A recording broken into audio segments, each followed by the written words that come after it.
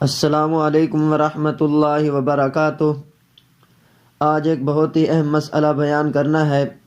وہ مسئلہ یہ ہے کہ کیا نماز جنازہ میں 2 صفیں ہم بنا سکتے ہیں؟ 1 یا 3 یا 5 صفیں بنانے کا اہتمام ہے، اس کا کیا حکم ہے؟ لوگ یہی اہتمام کرتے ہیں 5 صفیں بنانے کا، 3 صفیں بنانے کا۔ جنازہ کی نماز میں جتنے زیادہ افراد ہوں اتنا ہی زیادہ بہتر ہے، کیونکہ یہ میت کے لیے دعا ہے، اور چند مسلمانوں کا جمع ہو کر اللہ تعالیٰ کے دربار میں کسی چیز کے لیے دعائیں کرنا رحمت کے نزول اور قبولیت دعا کے لیے عجیب خاصیت رکھتا ہے۔ حضرت عائشہ الصدیقہ رضی اللہ عنہا سے روایت ہے کہ رسول اللہ صلی اللہ علیہ وسلم نے ارشاد فرمایا، جس میت مسلمان پر ایک بڑی جماعت نماز پڑھے جن کی تعداد 100 تک پہنچ جائے، اور وہ سب اللہ تعالیٰ کے دربار میں اس میت کے لیے سفارش کریں، یعنی مغفرت اور رحمت کی دعا کریں، تو ان کی دعا اور سفارش ضرور قبول ہوگی۔ اور بہتر ہے کہ امام کے پیچھے کم از کم 3 صفیں بنا لی جائیں۔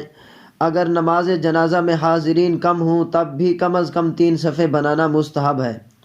یہاں تک کہ اگر صرف 7 افراد ہوں تو ایک آدمی کو ان میں سے امام بنایا جائے، اور پہلی صف میں 3 آدمی کھڑے ہوں، اور دوسری صف میں 2 آدمی، اور تیسری صف میں 1 آدمی کھڑا ہو۔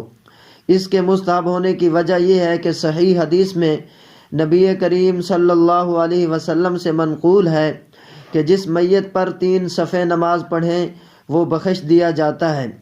ایک حدیث میں ہے کہ نبی کریم صلی اللہ علیہ وسلم نے ارشاد فرمایا کہ کسی بھی مسلمان پر 3 صفیں مسلمانوں کی نماز جنازہ نہیں پڑھتی مگر اللہ تعالیٰ اس کے لیے یعنی جنت واجب کر دیتا ہے۔ ایک دوسری روایت میں یہ الفاظ ہیں، مگر اللہ تعالیٰ اس کی مغفرت فرما دیتے ہیں۔ حضرت مالک بن حبیرہ رضی اللہ تعالیٰ عنہ کا یہ دستور تھا کہ جب وہ جنازہ کی نماز پڑھنے والوں کی تعداد کم محسوس کرتے تھے تو اسی حدیث کی وجہ سے ان لوگوں کو 3 صفوں میں تقسیم کر دیتے تھے۔ واللہ تعالی اعلم بالصواب۔